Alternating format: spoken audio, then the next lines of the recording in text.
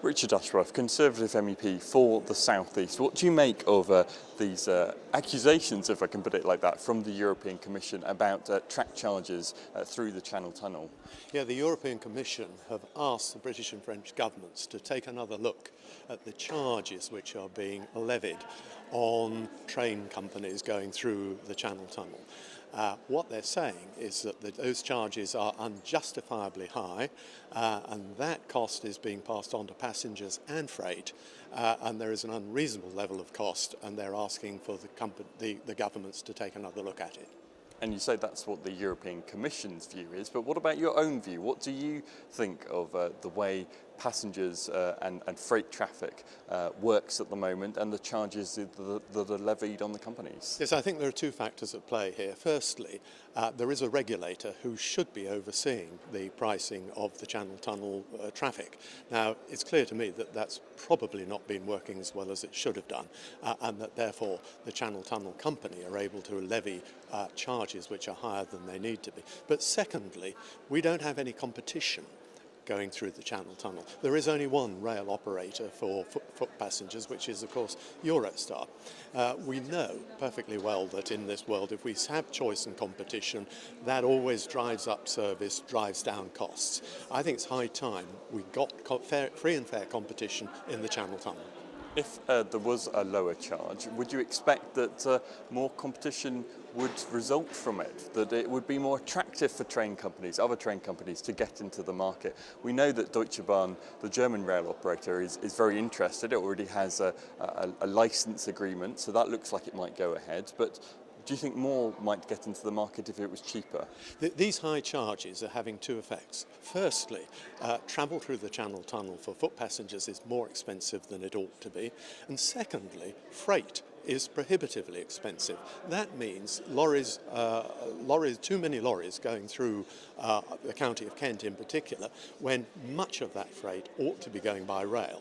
There is 43% capacity in the Channel Tunnel which is not being used up at present, and one of the limitations which is inhibiting the use of that is the cost of transit through the tunnel. How much of a difference do you think it could make by reducing these fees, and is there any indication of by how much the fees could go down if this is pursued as it looks like it will be? If we could cut fees, it would mean that the cost of travelling from, for example, London to Paris would be quite substantially reduced for fare-paying passengers. But secondly, it would mean that rail freight would be much, much more competitive.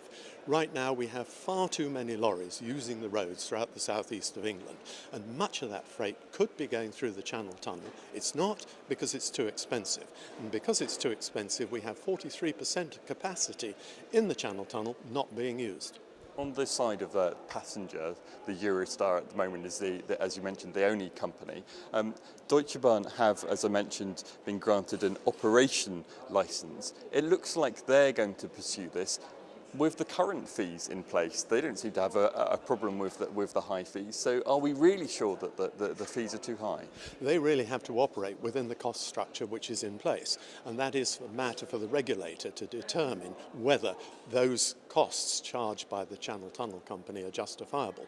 But once you've got competition running through the line, once you've got more than one rail company going through the line, you've got competition, and that we know will drive up standards of service, it'll give more consumer choice, and it will reduce costs. Now, Eurotunnel, the company that operates the actual Channel Tunnel, has responded to this latest news. It says if changes were made that became unfavourable to shareholders, the company would, quote, seek a legitimate indemnity from the state, presumably from the UK and the French government. What do you make of that response from the company? Well, this is against a background when actually they've had more passengers travel through the Channel Tunnel, increased flows of traffic, which has to be good news. To their credit, they're actually performing very well indeed.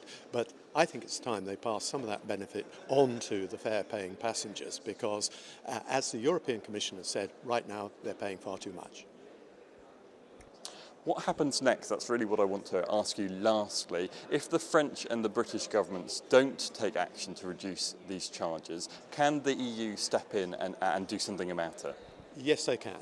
The role of the European Commission is to act as the guardian of the treaties, it's called. Now, all those member states signed up to the acquis communautaire, that is the free and fair movement of goods, services and capital and people within the single market. When they see evidence that that is being inhibited at a border, and it's not unique to the United Kingdom and the Channel Tunnel, by the way, it does happen at other borders as well. It is the role of the European Commission to step in and say, look, we need to free this up. We want free movement of goods right throughout the European Union single market. So therefore they're calling on the two national governments, Britain and France, to get it sorted out. But if they don't, then they do have the legal powers to step in and force them to do so. And you mentioned that there's a precedent, previous precedents of cases, similar kind of cases. Just to give an example of where this has happened before and where we could be leading if there isn't action now taken. There have been precedents for this kind of thing. There was, I remember a few years ago quite a case at border controls between France and Spain. There's also been incidents between France and Italy.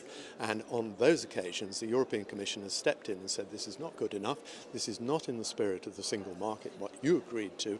You're inhibiting the flow of passengers and freight. Now sort it out and get it moving both at a reasonable price and reasonable time. Given what you're saying, that on the one hand, the EU wants Britain and France to sort this out, and if they don't sort it out, that the EU themselves could force action, are you in any doubt that we will, as a result of this, see lower track charges and then hopefully lower prices on things like Eurostar in future? At the end of the day, the European Commission is doing what it's supposed to be doing, which is representing the interests of customers and consumers. It's there defending the interests of the travelling public. Now, out of this, what we want to see is reduced charges. Obviously, it's got to be a reasonable level of cost, a reasonable level of repayment for the Channel Tunnel company. But at the end of the day, pricing must be fair, and the European Commission is saying they don't believe it's fair at the moment. And are you in any doubt, therefore, that the fees will go down? I think the indicators are that it will, but of course it will take firstly the two national governments to agree, and if they don't, it will take the European Commission to take them to court to fight that case if they have to. But ultimately, they are there to ensure best possible value for the travelling public, and that has to be the right thing to be doing.